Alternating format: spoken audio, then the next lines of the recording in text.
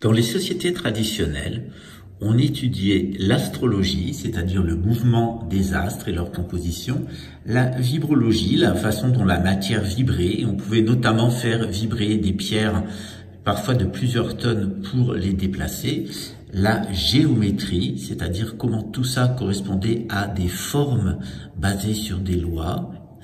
Et évidemment, on étudiait ce qu'on pourrait appeler à la suite de l'Inde le yoga, mais qu'on pourrait appeler les liaisons, c'est-à-dire la façon dont tous ces éléments collaborent à l'équilibre parfait des êtres humains.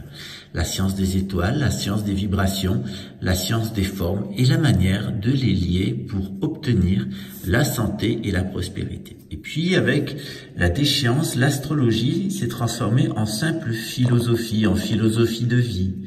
Et puis la vibrologie s'est transformée en musique, c'est-à-dire de l'artisterie avec les chants, l'instrument de musique le plus vulgaire et le plus inférieur. Et puis il y a évidemment la géométrie. La géométrie, on en a tiré les mathématiques, puisque les règles de la géométrie induisent des nombres, donc des relations mathématiques. Et puis le yoga s'est souvent transformé en sport, c'est-à-dire des activités sportives.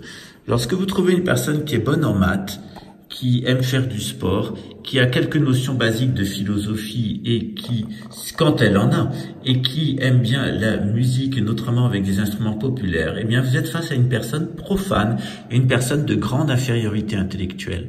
Lorsque vous trouvez une personne qui connaît l'astrologie, la science des vibrations, la science des formes et le moyen de les lier ensemble pour en faire un lien avec Dieu et un lien avec les autres, vous rencontrez un être supérieur.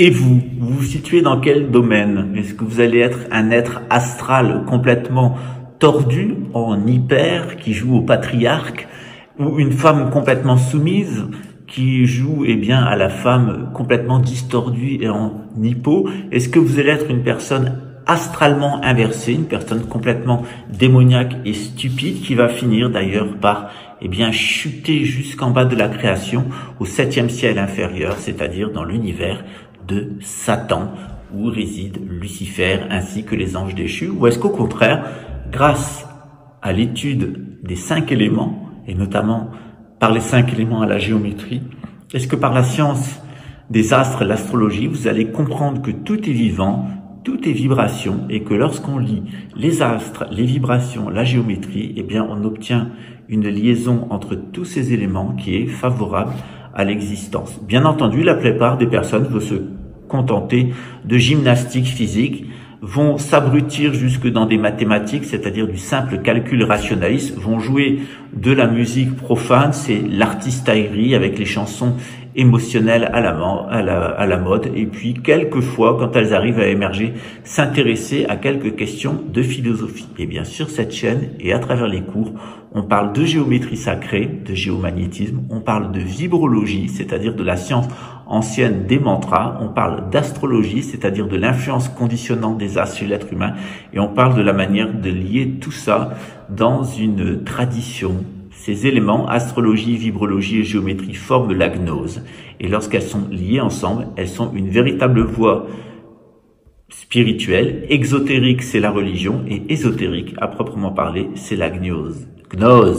Et vous, est-ce que vous êtes intéressé ou est-ce que vous voulez rester dans votre petit univers minable et médiocre du monde profane? À bientôt.